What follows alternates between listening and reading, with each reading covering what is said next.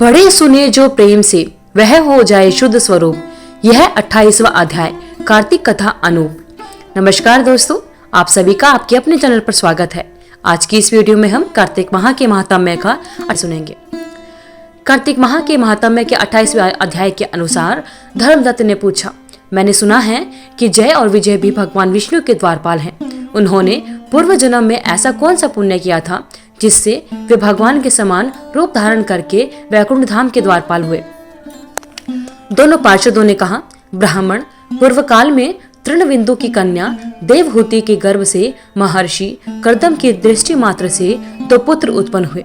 उनमें से बड़े का नाम जय और छोटे का नाम विजय हुआ। पीछे उसी देवहूति के गर्भ से योग धर्म के जानने वाले भगवान कपिल उत्पन्न हुए। जय और विजय सदा भगवान की भक्ति में तत्पर रहते थे। वे नित्य अष्टाक्षर मंत्र का जाप और वैष्णव व्रतों का पालन किया करते थे। एक समय राजा मरुत ने उन दोनों को अपने यज्ञ में बुलाया। वहां जय ब्रह्मा बनाए गए और विजय आचार्य बनाए गए। उन्होंने यज्ञ की संपूर्ण विधि पूर्ण की। यज्ञ के अंत में अव्रभ्रज स्थान के पश्चात राजा मरुत ने उन दोनों को बहुत सा धन दिया।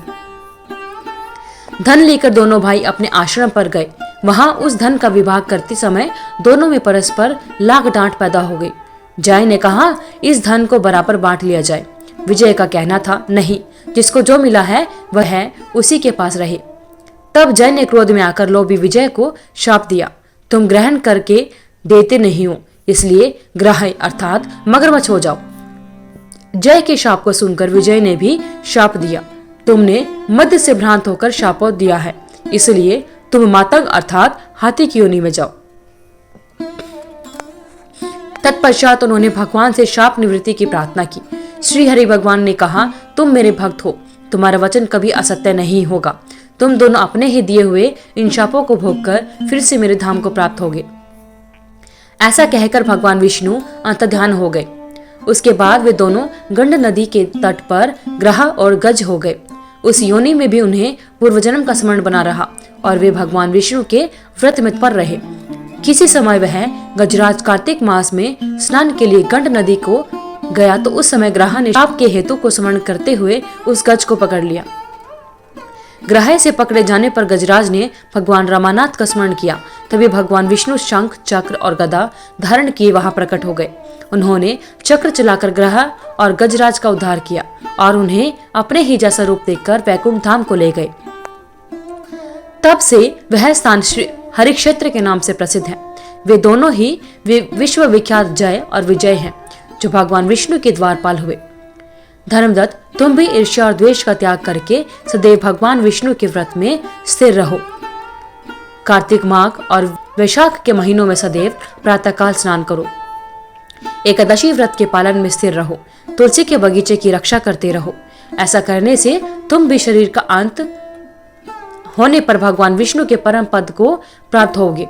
भगवान विष्णु को संतुष्ट करने वाले तुम्हारे इस व्रत से बढ़कर न यज्ञ है, न दान है और न ही तीर्थ है। विप्रवर, तुम धन्य हो, जिसके व्रत के आधे भाग का फल पाकर यह स्त्री हमारे द्वारा वैकुंठ धाम में ले जाई जा रही है। नारद जी बोले, हे राजन, धर्मदत्त को इस प्रकार उपदेश देकर वे दोनों विमानाचारी पार्षद उस कलहा के साथ वैकुंठ धाम को चले गए। धर्मदत्त जीवन भर भगवान के व्रत में स्थिर रहे और देहावासन के बाद उन्होंने अपनी दोनों स्त्रियों के साथ वैकुंठ धाम प्राप्त कर लिया।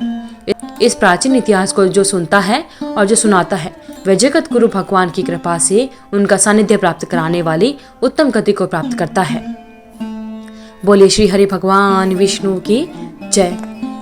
तो इस प्रकार भक्तजनों, कार्तिक माह के महात्म्य का 28वां अध्याय संपूर्ण होता है। प्रभु कृपा से लिख रहा सुंदर शब्द सजाए कार्तिक मास महात्म्य का 29वां अध्याय। भक्तजनों, कार्तिक माह के महात्म्य के 29वें अध्याय के अनुसार राजा पृथु ने कहा, हे मुनि श्रेष्ठ, आपने कलहा द्वारा मुक्ति पाए जाने का वृतांत मुझसे कहा, जिसे मैंने ध्यानपूर्वक सुना। हे नारद जी, यह काम उन 2 नदियों के प्रभाव से हुआ। कृपया यह मुझे बताने की कृपा कीजिए। नारद जी बोले, हे राजन, कृष्ण नदी साक्षात भगवान श्री कृष्ण महाराज का शरीर और वेणी नामक नदी भगवान शंकर का शरीर है। इन दोनों नदियों के संगम का महात्म्य श्री ब्रह्मा जी भी वर्णन करने में समर्थ नहीं है। फिर भी आपने पूछा है, इसलिए आपको इनकी उत्पत्ति का वृतांत सुनाता हूँ। ध्यानपूर्वक सुनिए। चाक्षुषु मनवंतर के आरंभ में ब्रह्मा जी ने पर्वत के शिखर पर यज्ञ करने का निश्चय किया। वह भगवान विष्णु, भगवान शंकर तथा समस्त देवताओं सहित यज्ञ की सामग्री लेकर उस पर्वत के शिखर पर गए। महर्षि भृगु ऋषियों ने ब्रह्म मुहूर्त में उन्हें दीक्षा देने का विचार किया। तत्पश्चात भगवान विष्णु जी ने ब्रह्मा जी की भार्या त्वरा को बुलवाया। वह बड़ी धीमी गति से आ रही थी। इसी बीच में भृगु जी ने भगवान विष्णु से पूछा, हे प्रभु, आपने त्वरा को शीघ्रता से बुलाया था, वह क्यों नहीं आई? ब्रह्म मुहूर्त निकल जाएगा।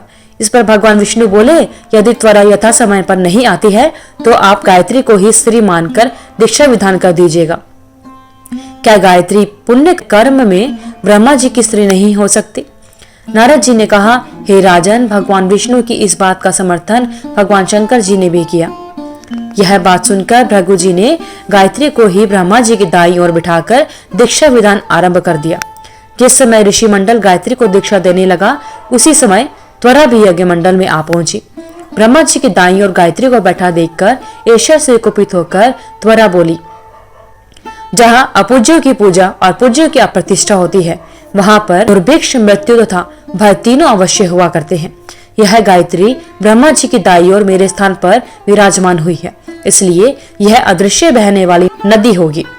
आप सभी देवताओं ने बिना विचारे इसे मेरे स्थान पर बिठाया, इसलिए आप सभी जड़ रूप नदियां होंगे। नारद जी राजा पृथु से बोले, हे राजन, इस प्रकार त्वरा के शाप को सुनकर गायत्री क्रोध से आग बबूला होकर अपने होठ चबाने लगी। देवताओं के मना करने पर भी उसने उठकर त्वरा को शाप दे दिया। गायत्री बोली, त्वरा, जिस प्रकार ब्रह्मा जी तुम्हारे पति हैं, उसी प्रकार मेरे भी पति हैं। तुमने व्यर्थ ही शाप दे दिया है, इसलिए तुम भी नदी हो जाओ। तब देवताओं में खलबली मच गई। सभी देवता त्वरा को साष्टांग प्रणाम करके बोले, हे देवी, तुमने ब्रह्मा आदि समस्त देवताओं को जो शाप दिया है वह उचित नहीं है, क्योंकि यदि हम सब जड़ रूप नदियां हो जाएंगे तो फिर निश्चय ही यह तीनों लोग नहीं बच पाएंगे। चूंकि यह शाप तुमने बिना विचार किए दिया है, इसलिए यह शाप तुम वापस ले लो। त्वरा बोली, हे देवगण, आपके द्वारा यज्ञ के आरंभ में गणेश पूजन न किए जाने के कारण ही यह विघ्न उत्पन्न हुआ है। मेरा यह शाप कदापि खाली नहीं जा सकता, इसलिए आप सभी अपने अंगों से जड़ीभूत होकर अवश्य में नदियां बनोगे। हम दोनों सोतने भी अपने अपने वंशों पश्चिम में बहने वाली नदियां बनेगी। नारद जी राजा पृथु से बोले, हे राजन, त्वरा की यह वचन सुनकर भगवान विष्णु, भगवान शंकर, सभी देवता अपने अपने अंशों से नदियां बन गए। भगवान विष्णु के अंश से कृष्णा, भगवान शंकर के अंश से वेणी तथा ब्रह्मा जी के अंश से तमवती नामक नदियां उत्पन्न हुई। समस्त देवताओं ने अपने अंशों को जड़ बनाकर वहीं पर्वत पर फेंक दिया। फिर उन लोगों के अंश पृथक पृथक नदियों के रूप में बहने लगे। देवताओं के अंश से सहस्र संख्या में पश्चिम की ओर बहने वाली नदियां उत्पन्न हो गई। गायत्री और त्वरा दोनों पश्चिम की ओर बहने वाली नदियां होकर एक साथ बहने लगी। उन दोनों का नाम सावित्री पड़ा। ब्रह्मा जी ने यज्ञ स्थान पर भगवान विष्णु तथा भगवान शंकर की स्थापना की। दोनों देवता महाबल तथा अतिबल के नाम से प्रसिद्ध हुए। हे राजन, कृष्णा और वेणी नदी की उत्पत्ति का यह वर्णन जो भी मनुष्य सुनेगा या सुनाएगा, उसे नदियों के दर्शन और स्नान का फल प्राप्त होगा।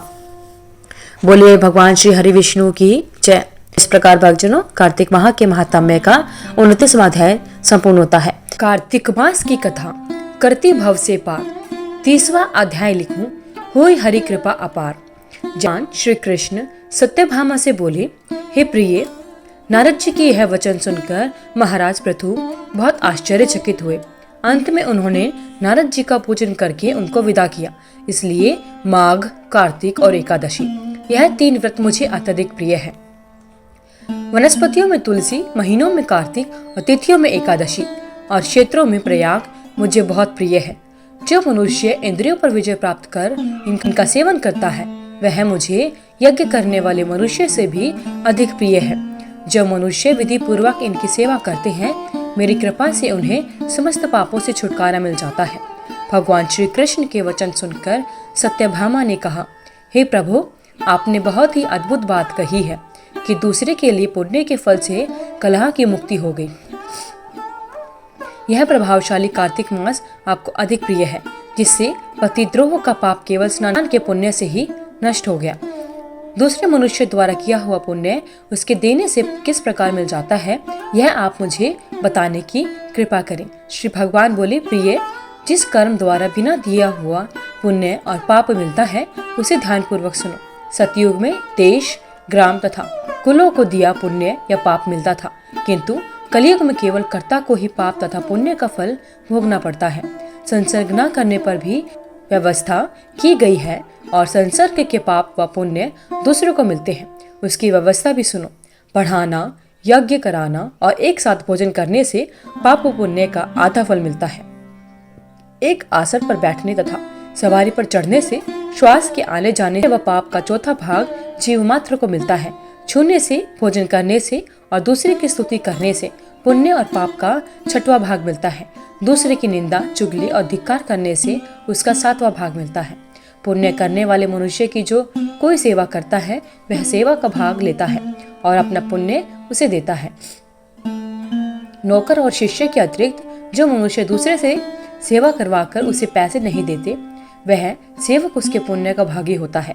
जो व्यक्ति पंक्ति में बैठे हुए भोजन करने वालों की पत्तल लांघता है, वह उसे अपने पुण्य का छठवां भाग देता है। तथा स्नान तथा ध्यान आदि करते हुए मनुष्य से जो व्यक्ति बातचीत करता है या उसे छूता है, वह अपने पुण्य का छठवां भाग दे डालता है।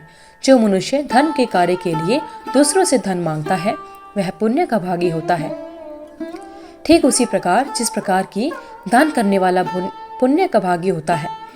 जो मनुष्य धर्म का उपदेश करता है और उसके बाद सुनने वाले से याचना करता है, वह अपने पुण्य का छठवां भाग उसे दे देता है। जो मनुष्य दूसरों का धन चुराकर उससे धर्म करता है, वह चोरी का फल भोगता है और शीघ्र ही निर्धन हो जाता है। और जिसका धन चुराता है वह पुण्य का भागी होता है।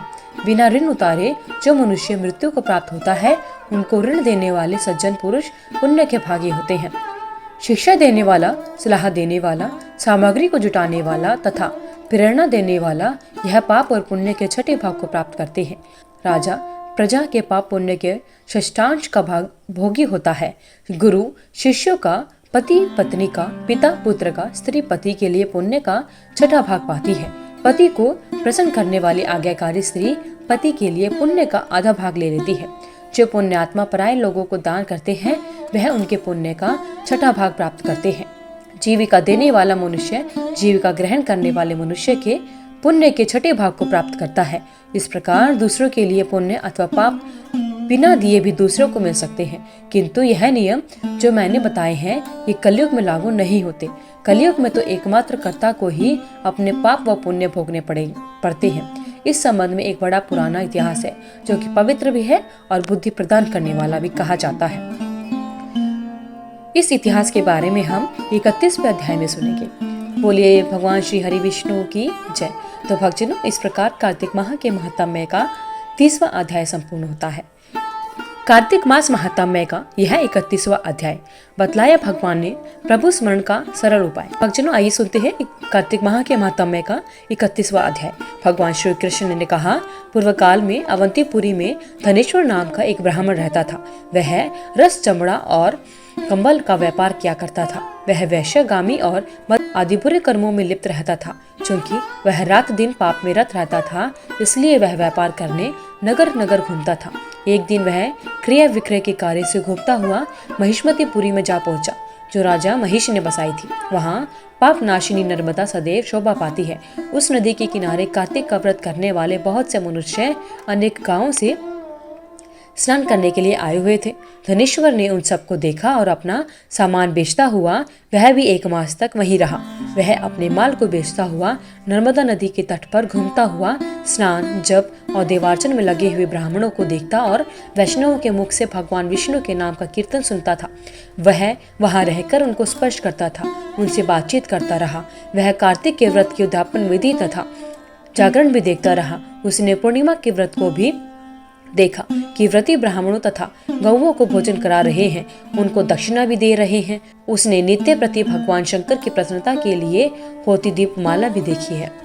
त्रिपुर नामक राक्षस ने के तीनों पुरों को भगवान शिव ने इसी तिथि को जलाया था, इसलिए भगवान शिव के भक्त इस तिथि को दीप मनाते हैं। जो मनुष्य मुझ में और भगवान शिव में भेद करता है उसकी समस्त क्रियाएं निष्फल हो जाती हैं। इस प्रकार नर्मदा तट पर रहते हुए जब उसको 1 महीना व्यतीत हो गया तो एक दिन अचानक उसे किसी काले सांप ने डस लिया।